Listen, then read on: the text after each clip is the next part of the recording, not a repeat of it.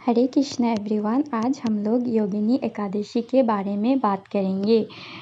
महाभारत के युद्ध के बाद पांडवों ने धर्म के साथ राज्य सुख शांति से चलाने लगे। एक दिन युधिष्ठिर और श्री कृष्ण के बीच गुरुत्वपूर्ण वार्तालाप हो रहा था। युधिष्ठिर ने पूछा, हे मधुसूदन, आप मुझे आषाढ़ मास के कृष्ण पक्ष में आने वाले एकादशी के बारे में बताइए। तब भगवान श्री कृष्ण ने कहा, हे राजन, आषाढ़ मास के कृष्ण पक्ष के इस एकादशी को योगिनी एकादशी के नाम से जाना जाता है। यह एकादशी गंभीरतम पापों को भी नष्ट करने की क्षमता रखता है। मैं तुम्हें इससे जड़ित एक कहानी के बारे में बताता हूँ।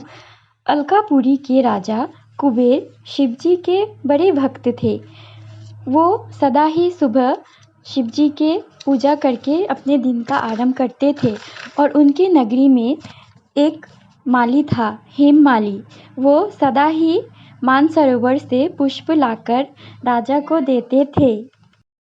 वो माली राजा का दास था। वो राजा की हर बात सुनता था। वो सदा पुष्प लेकर आता और उस पुष्प से राजा कुबेर शिवजी की आराधना करते थे।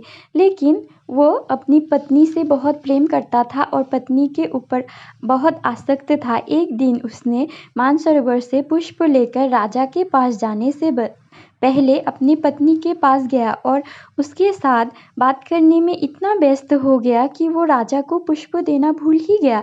फिर राजा इस तरफ पूजा में इतनी देर होने की वजह से राजा ने उसकी सेनाओं को भेजा।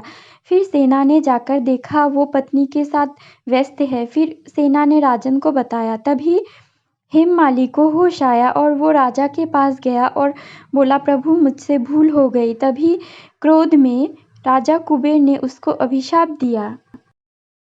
वो भयानक रोग से पीड़ित हो जाएगा और पृथ्वी लोक में उस पापों का फल भोगेगा। फिर वो हेममाली अपने पापों का फल भोगते हुए वो पृथ्वी लोक में घूमता रहा। फिर एक दिन वो मेरु पर्वत की ओर गया तो वहाँ ऋषि मार्कंडेय ध्यान कर रहे थे।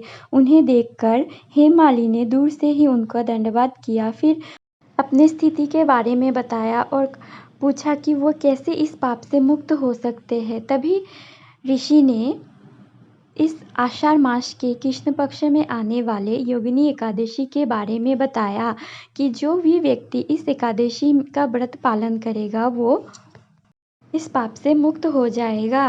हेममाली ने इस व्रत का पालन किया और वो पाप से मुक्त होकर अपने नगरी कुबेर राज्य में राजा के पास वे चले गए। इसीलिए हमें योगिनी एकादशी का व्रत पालन करना चाहिए। जितना हो सके हमें हरि नाम का जप करना चाहिए।